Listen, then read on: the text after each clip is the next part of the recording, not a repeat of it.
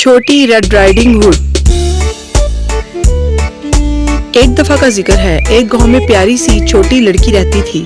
वो हर वक्त लाल लिबास पहनती थी, इसलिए लोग इसे छोटी रेड राइडिंग हुड कहते थे। Riding hood, riding hood, riding hood. जी अम्मी, मैं यहाँ हूँ। तुम क्या कर रही हो? फिर से चॉकलेट खा रही हो? नहीं अम्मी। तुम झूठी। इस टोकरी को अपनी दादी के घर ले जाओ। दादी माँ ठीक नहीं है, मेहरबानी करके ये इनको दे देना। जी अम्मी, मैं दे दूंगी, अगर मुझे कुछ चॉकलेट दे तो। तुम चॉकलेट शैतान। माँ ने उसे गुट्ठी भरकर चॉकलेट दे दी। मगर सुनो, तुम बहुत बातूनी हो, रास्ते में अजनबियों से बात मत करना। हाँ, ठीक है अम्मी, नहीं करूँगी। छोटी रेड राइडिंग हुड ने अपनी दादी के घर जाते रास्ते में अटकेलियां करते हुए गाना शुरू किया। लकड़ी की काटी काटी पे घोड़ा, घोड़े की दुम पे जो मारा हथौड़ा, थोड़ा थोड़ा थोड़ा थोड़ा धूम लगा के थोड़ा, थोड़ा थोड़ा थोड़ा थोड़ा धूम लगा के थोड़ा।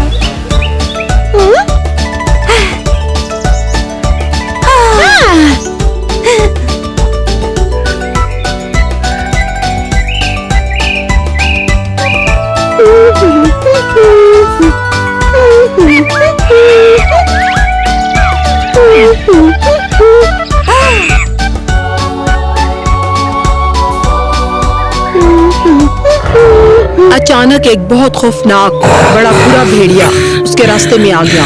छोटी रेड राइडिंग हुड बहुत घबरा गई। तुम इतनी जल्दी में कहाँ जा रही हो छोटी लड़की? मैं अपनी दादी के घर जा रही हूँ जनाब भेड़िए। अच्छा, ये टोकरी, तुमने इस टोकरी में क्या रखा हुआ है?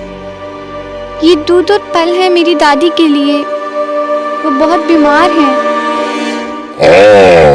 तुम बहुत ही प्यारी लड़की हो। अपनी दादी माँ का ख्याल रखना। वैसे तुम्हारी दादी माँ रहती कहाँ है? नीचे पुराने चर्च के पास। भेड़िए ने अपने दिमाग में शैतानी मंसूबा बनाया छोटी लड़की को खाने के लिए। ठीक है छोटी लड़की, पर तुम अपनी दादी माँ के लिए ताजे फूल क्यों नहीं इकट्ठा करती? यहाँ जंगल में बहुत से खुशबूदार और खूबसूरत फूल हैं। वाह, ये बहुत जबरदस्त बात है। दादी माँ भी बहुत खुश होंगी और मुझे चॉकलेट्स देंगी। मैं कुछ प्यारे फूल जमा कर लूंगी। ठीक है, जाओ और मजे करो, मैं भी चलता हूँ। शुक्रिया जनाब भेड़िया, अलविदा। रेड राइडिंग हुड फूल इकट्ठे करते जंगल में घूमती रही। क्या मजेदार खाना है, मुझे भी बहुत भूख लगी है। ठीक है, मैं पहले इसकी दादी के घर जाता हूँ, पहले इसकी दादी को खाऊंगा और फिर इस छोटी लड़की को निकल जाऊंगा। बड़ा बुरा भेड़िया इसकी दादी माँ के घर की तरफ भागा, जबकि छोटी रेड राइडिंग हुड फूल चुनने में मसरूफ थी। वो दादी माँ के घर पहुँचा और दरवाजे पर दस्तक दी। अच्छा, आ रही हूँ। ओह, मेरा ख्याल है ये मेरी छोटी मुन्नी है दरवाजे पर। भेड़िए ने उसे पकड़ लिया, मगर इससे पहले कि वो चीखती, भेड़िए ने अपना बड़ा मुंह खोला और उसे सालिम निगल गया।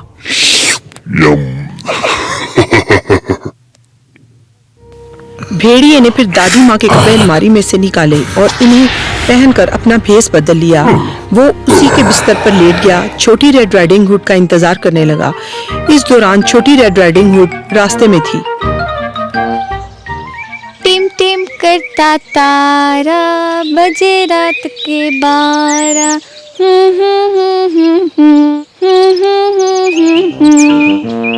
जब छोटी रेड राइडिंग हुड घर पहुंची, वो घर में दाखिल हुई और दादी माँ के पास बैठ गई।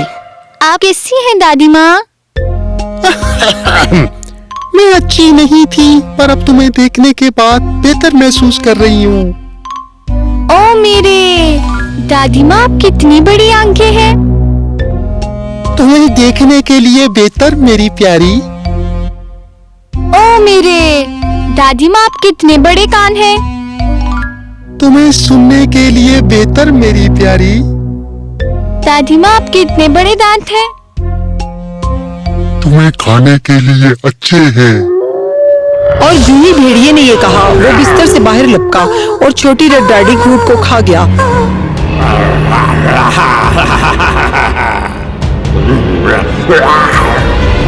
फिर भेड़िया अपनी भूख मिटाने के बाद बिस्तर पर लेट गया। इस भारी खुराक के बाद वो सो गया और खराटे लेने लगा। लक्कड़हारे ने उसकी खराटों की आवाज सुनी जो घर के पास से गुजर रहा था। बूढ़ी औरत इतने बुरे तरीके से खराटे ले रही है, मुझे जाके उसे देखना चाहिए। सो वो कमरे में गया और बिस्तर पर उसने भेड़िए को लेटा हुआ देखा। हाँ, फिर आखिर मैंने तुम्हें ढूंढ ही लिया, पुराने गुनाहगार। मैं एक तवील अरसे से तुम्हें ढूंढ रहा था। उसने भेड़िए के पेट में कुछ हिलता हुआ देखा और सोचा कि भेड़िए ने दादी माँ को सालिम खा लिया है और ये कि उसे बचाया जा सकता है। उसने कैंची निकाली और भेड़िए के पेट को चीर दिया। जब उसने काटा, छोटी रेड राइडिंग हुड नमूदार हुई और थोड़ा और काटने के बाद उसने बाहर छलांग लगाई और रोने लगी। ओह, मैं कितनी घबराई हुई थी। भेड़ी के अंदर इतना अंधेरा था। और फिर बूढ़ी दादी माँ भी बाहर आई, जिंदा थी और सांस ले रही थी। छोटी रेड राइडिंग हुड जल्दी से गई और पत्थरों का ढेर उठा लाई, जिससे उसने भेड़िए का बदन भर दिया। फिर लक्कड़हारे ने उसका पेट सी दिया। जल्द जब भेड़िया उठा, सारे छुप गए। भेड़िए ने इर्द गिर्द देखा और कोई ना मिला। वो फौरन घर से बाहर भागा। मेरा पेट कितना भारी हो रहा है। मेरा ख्याल है ये बूढ़ी दादी हजम होने में वक्त लेगी। कुछ चलने के बाद वो थक गया और वजन की वजह से गिर पड़ा। दादी माँ, रेड राइडिंग हुड और लकड़हारा उसका पीछा करते रहे। वो इतना प्यासा था कि वो एक दरिया के पास गया और जो ही पानी पीने के लिए झुका तो अपने वजन की वजह से दरिया में जा गिरा। मेरी मदद करो, कोई मेरी मदद करे। दादी माँ, रेड राइडिंग हुड और लकड़हारा जब दरिया किनारे पहुँचे तो उसे डूबता हुआ देखने लगे। मरो तुम मक्कार भेड़िए, तुम्हारे साथ यही होना चाहिए।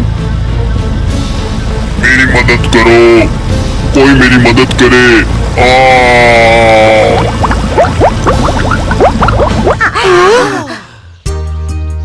वो सब बहुत खुश थे। इनकी जान बचाने पर दादी माँ ने लकड़हारे का शुक्रिया अदा किया। इसने इसे साथ बिठाकर केक खाने का कहा। छोटी रेड राइडिंग हुड केक खाने की जल्दी में थी, पर दादी ने इसे रोक दिया। मैं जानती हूँ तुम केक्स और चॉकलेट्स की लालची हो। मैं तुम्हें इजाजत दूंगी कि जितना चाहे खा लो, मगर इससे पहले तुम्हें लकड़हारे के लिए गाना गाना होगा, क्योंकि आज उसने हमारी जान बचाई है। ओह हाँ दादी माँ, ये आज हमारे मोहसिन हैं। मैं अपना पसंदीदा गाना इनके लिए गाऊंगी। उसने गाना शुरू किया। नानी तेरी मोरनी को मोर ले गए, बाकी जो बचा था काले चोर ले गए। सब हंस रहे थे और केक खा रहे थे। छोटी रेड राइडिंग हुड ने खुद से कहा कि वो आइंदा कभी जंगलों में तन्हा नहीं घूमेगी और हमेशा अपनी माँ का कहना मानेगी।